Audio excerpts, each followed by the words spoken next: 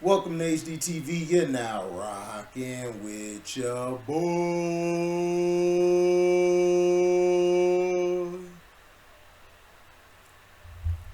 Brian Flores. I am disappointed NFL investigation minimized Stephen Ross's comments. Former Dolphins head coach Brian Flores was singled out for praising the NFL's findings of its investigation into Dolphins owner Stephen Ross, but Flores believes the NFL should have gone further. The NFL doesn't dispute Flores' explosive allegation that Ross said he would pay Flores $100,000 to lose, but the league says Ross was not making a serious offer. And the NFL says Ross expressed his belief that the Dolphins should prioritize a high draft pick in 2020 over winning in 2019. But that the Dolphins didn't actually tank any games because Flores refused. Given that Ross thinks the tanking investigation should have come down harder on Ross, I am thankful that the NFL's investigator found my factual allegations against Stephen Ross are true.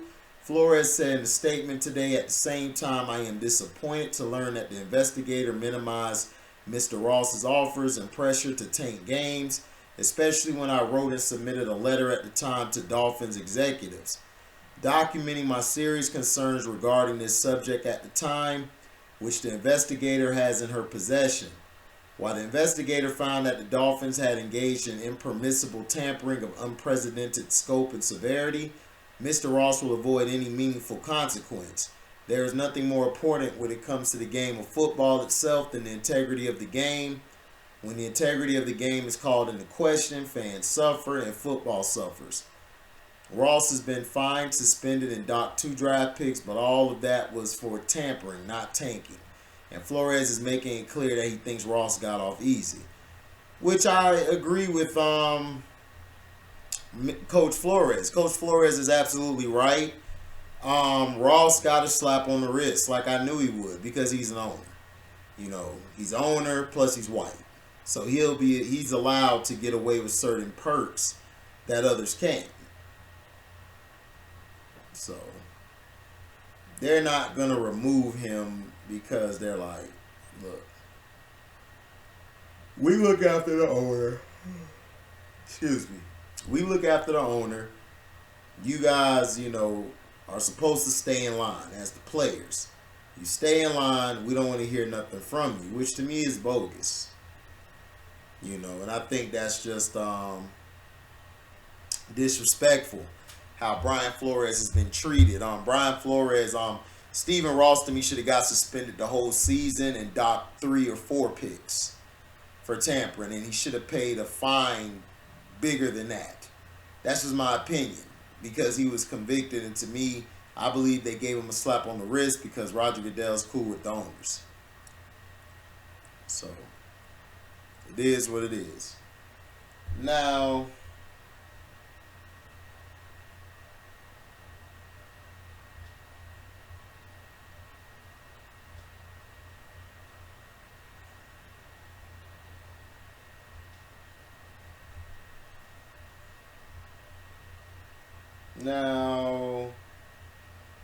hold on.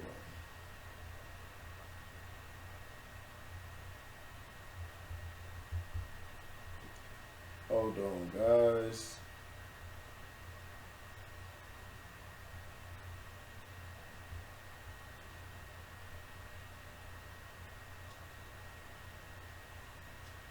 Okay,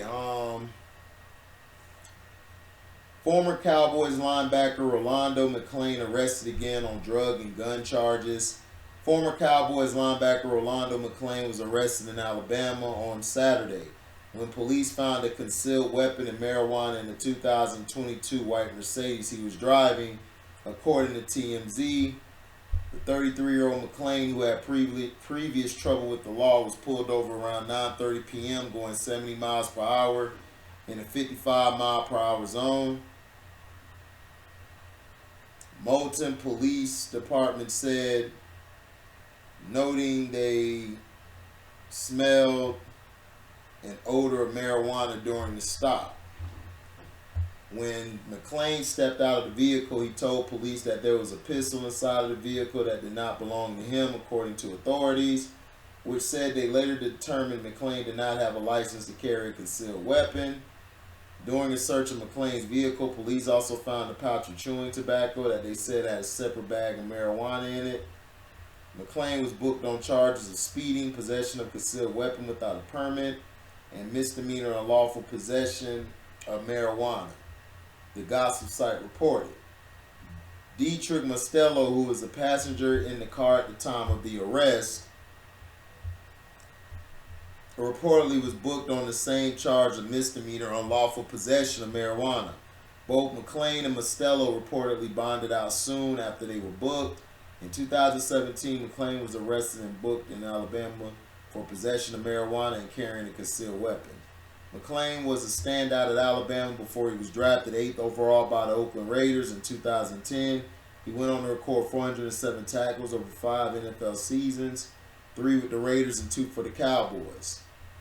McClain, who last played in the NFL for the Cowboys in 2015, was suspended for the first 4 games of that season for violating the league's substance abuse policy.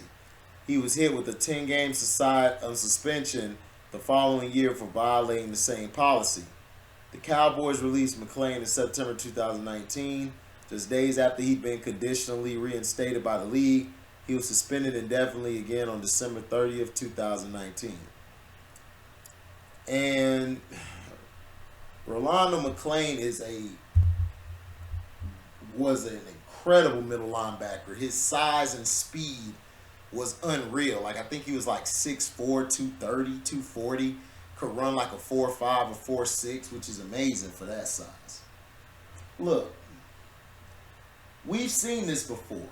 NFL players have a hard time coping with real life, after everything that goes down with them.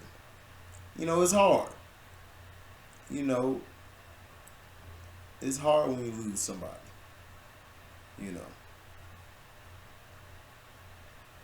But, it's hard, because they don't have anybody there in their circle to help push them, to help keep them motivated, anything. Yeah, they could get a workout guy or somebody, or go to a psychologist, get one, talk to them. It's okay if you have to talk to somebody else, third party. That's what I look at psychologists as. I got to have this talk on my couch. So, you know how it is. But Rolando McClain, man, I hope he gets better. I hope he gets off of this. It's tough. That's why I said, be careful, but it happened. So, yeah. That's how I felt about that. Now,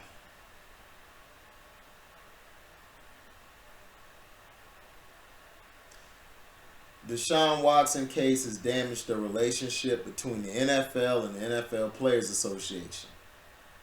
In the aftermath of the 2020 collective bargaining agreement, things were as good as they've been in years between the NFL and the NFL's Players Association.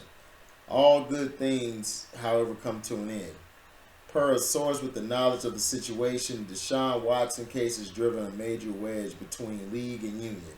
The relationship is soured significantly because of the NFL's decision to appeal the ruling entered 4 days ago by the jointly hired disciplinary officer under the personal conduct policy, retired federal judge Sue L. Robinson. The union shouldn't be surprised that it's gone.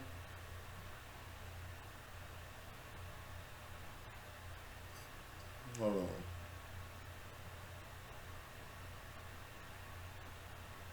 Yeah, the union shouldn't be surprised that it's gone this way.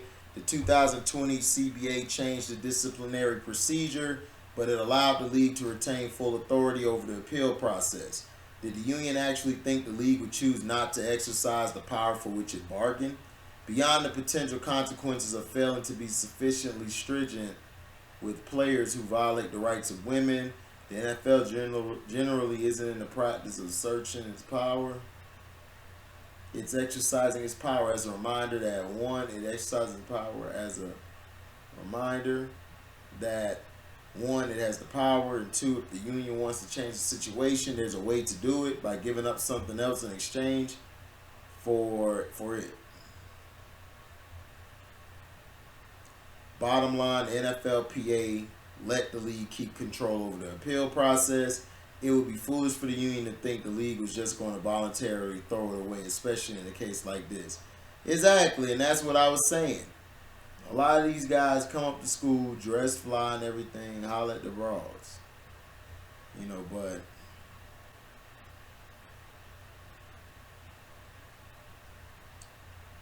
this is why I told you guys. I do not feel sorry for the NFL players. They decided this. They decided this. All they had to do was fight for letting the courts deal with the disciplinary. And then, go from there. But no, they want to worry about days they get off and smoking marijuana. I mean, it's like, come on. This is what they do. And the league, it should have been damaged. The NFL should have been had a damaged relationship with the league. They should have been that way. The NFL union is weak. Those guys are weak. They let people run over them and stuff. It's like, come on.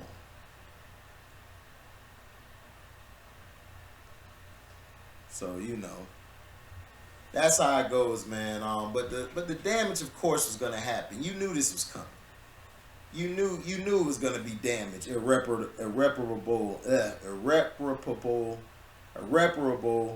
damage. I knew it was gonna be.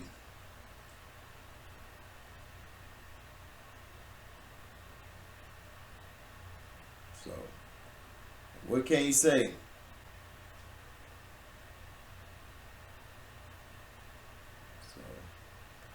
Like I said, man, thank you guys for listening. Make sure you like, comment, subscribe, share this. Hit the notification bell to select all to receive upcoming notifications.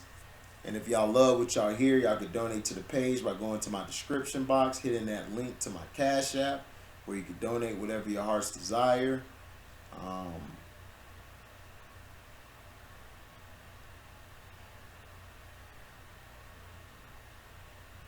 So, make sure that you guys can super chat. You guys can super chat.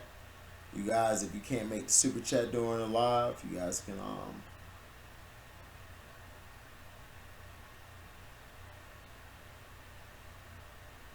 you know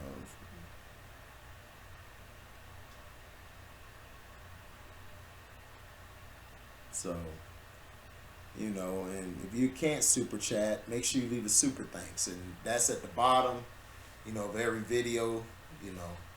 So thank you guys, man, for your love and blessings. We out. Deezy.